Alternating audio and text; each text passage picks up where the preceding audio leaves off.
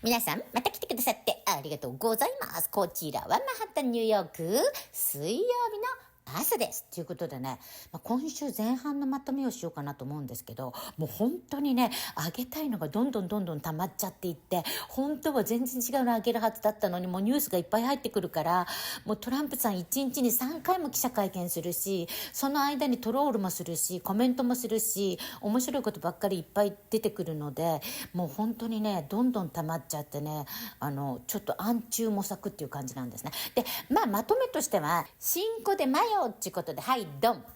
アメリカではね、5月5日、これシンコデマヨメキシコのお祭りっていうことで、社食がある方は絶対これ食べてますよねっていう感じでご紹介いたしました。私も食べてみました。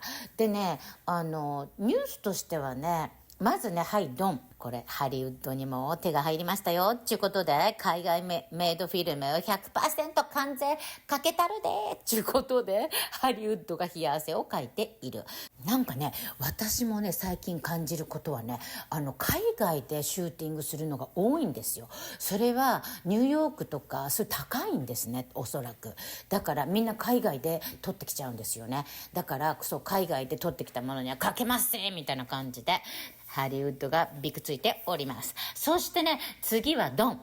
こんな感じで、もうアルカトラス復活っていうことで、私はね、学生の頃にね、ここ見に行ったことがあるんですよ。観光でね。もう今、観光地っていう感じなんですけど、そこを復活させて、もう劣悪な監獄復活やっていうことで、今、トランプさんが強制送還させようとする犯罪者や MS-13 やギャングメンバーを左翼メディアと左翼判事がこう止め置こうとするじゃないですか。だったらばここにぶち込んでやるみたいな感じのことを言っていらっしゃいました。面白いです、トランプさん。そしてね、カーニーさんが昨日いらっしゃったんですね。で、ホワイトハウスでまたいつものような感じで記者会見をやってて、それを見て続くのが面白かったんで、ちょっと乗っけてみようと思います。もう一個はビル・アックマンさんの動画で、これはトランプさんがハーバード大学の免税ステータスを剥奪したんですね。で、この前、動画には上げてなかったんですけど、その前にも先月トランプさんはハーバードへの助成金を10億ドルカットしたんですよ。で、そもそもハーバードには政府から44億ドル血税がいってるんですね。しかも、こういうハーバード大学っていうのは、1年間のその生徒が一人の生徒が払うお金っていうのは1000万円以上するんですよ。生徒が一人1000万円以上払っても、そのお金よりも政府からの助成金の方がメインの収入らしいんですね。つまり我々の血税なんですよ。彼らが潤ってるのは。しかもその血税で左翼活動家をジャブジャブ出して、生徒はみんな活動家、変な左巻きのDEI になっちゃって、洗脳されちゃって、週末には校内でもう暴れると、こういう風になっちゃってますから、これなぜ我々の税金でここまでこんな風にやらなきゃいけないのかっていうやっぱ疑問視されて、トランプさんがカットしたんですね。で、これ免税も同じなんですよ。今週ハーバードの免税の資格を剥奪したんですね。こんなことをしてるだけの学校にもはや免税する必要ないっていうことでトランプさんがやったんですよ。で、それに対しても左がまた大騒ぎっていうことで、それに関してこのビル・アックマンさんに聞いています。ちなみになんですけど、オープン・ザ・ブックスっていう非営利団体の政府の支出を公開しているソースによると、2018年以降ハーバードには532億ドルのお金が流れ込んでいて、年間20億ドルずつ増加していってるんですよ。これ日本円にしたら数兆円ですよね。だからもう、血税ですからね。ということでカットになったということですね。そもそもなぜ私立に政府の助成金、契約金、サブ助成金、サブ契約金ってジャブジャブ入るかっていうと、アメリカにはね、国立大学っていうのがないんですよ。だから、東大とか京大に政府からジャブジャブお金が行くみたいに、こういう IB リーグ、ハーバード、コロンビア、ブラウン、イェールっていうこのアメリカの頭脳集団が行くところに政府からのお金が出るんですよね。で、免税になるんですよ。だけど、実際は研究費とかそういうものじゃなくて、こういう、今は活動家のためのお金が政府からジャブジャブ出ていて、しかも、教授や助教授以外に、なんかソーシャルワーカーみたいな、何をしている、何の仕事をしているのかわからない職員が3000人以上いるそうなんですね。で、不思議に思った生徒さんがそれを調査したそうなんですね。そうしたらもうボコボコにされて吊るし上げを食らったそうなんですよ。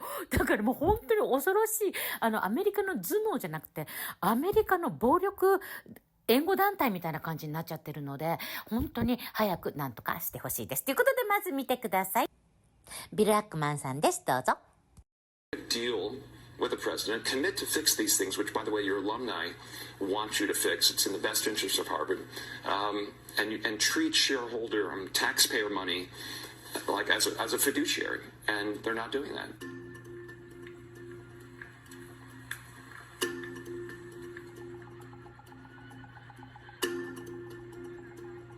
Fair or unfair to try to take the tax-exempt status away? I think it's fair. Again, the Harvard became, over time, a political advocacy organization for one party.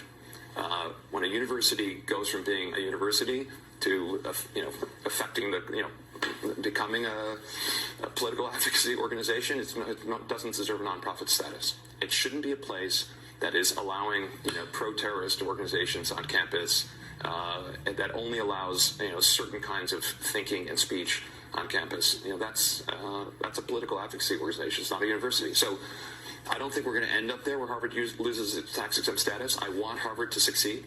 It's been very important to me over time. But really, it got itself to a very bad place.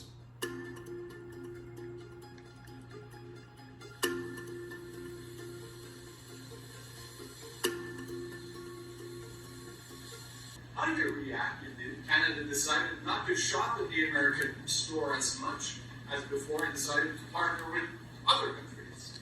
Well, we don't do much business with Canada from our standpoint. They do a lot of business with us. We're at like 4%, and usually those things don't last very long. We have great things, great product, the kind of product we sell nobody else can sell, including military. Look, we make the best military equipment in the world, and Canada buys our military equipment, which we appreciate, but we make the best military equipment in the world by far. The missiles, the submarines, everything we have is really top notch. I rebuilt our military during our last terms. What changes would you like to see to the USMCA? What changes would you like to see? We're going to work on some subtle changes, maybe. I don't even know if we're going to be dealing with the USMCA. We're dealing more with concepts right now. Look, right now, we're doing trade. We have trade. They're paying a tariff on cars and steel and aluminum. And I think we have a baseline of 10% or something like that for the tariffs. But we're getting along very well. Right now, going no further, but we have an agreement. We did something with even parts. Prime Minister can say to you today to change your mind on tariffing Canada? Tariffing cars. Tariffing Canada. Is there anything he could say to you in the course of your meetings with him today that would get you to lift tariffs on Canada? No, Why not? just the way it is. What's the first state? Yeah. If Canadians don't want it, would you respect that? Sure, I would. But this is not necessarily a one-day deal. This is over a period of time they have to make that decision. Yes, go ahead. Yeah, if I may. Respectfully, Canadians' view on this is not going to change on the 51st state. Secondly, we are the largest client of the United States in the totality of all the goods. So we are the largest client of the United States. We have a tremendous auto sector between the two of us, and the changes that made have been helpful. 50% of a car that comes from Canada is American. That's not like anywhere else in the world. And to your question about is there one thing? No, this is a bigger discussion. There are much bigger forces involved, and this will take some time and some discussions, and that's why we're here, to have those discussions, and that is represented by who's sitting around the table. See, the conflict is, and this is very friendly. We're not. This is not going to be like we had another little blow up with somebody else. That was a much different. This is a very friendly conversation, but we want to make our own cars. We don't really want cars from Canada, and we put tariffs on cars from Canada. And at a certain point, it won't make economic sense for Canada to build those cars. And we don't want steel from Canada because we're making our own steel, and we're having massive steel plants being built right now as we speak. We really don't want Canadian steel, and we don't want Canadian aluminum and various other things because we want to be able to do it ourselves. And we, because of, past thinking of people, we have a tremendous deficit with Canada. In other words, they have a surplus with us. And there's no reason for us to be subsidizing Canada. Canada's a place that will have to be able to take care of itself economically. I assume they can. I will tell you that Trudeau, when I spoke to him, I used to call him Governor Trudeau. I think that probably didn't help his election. But when I spoke to him, I said, so why are we taking your cars? Why are we taking we want to make them ourselves. I mean, if the price of your cars went up, or if we put a tariff on your cars of 25%, what would that mean to you?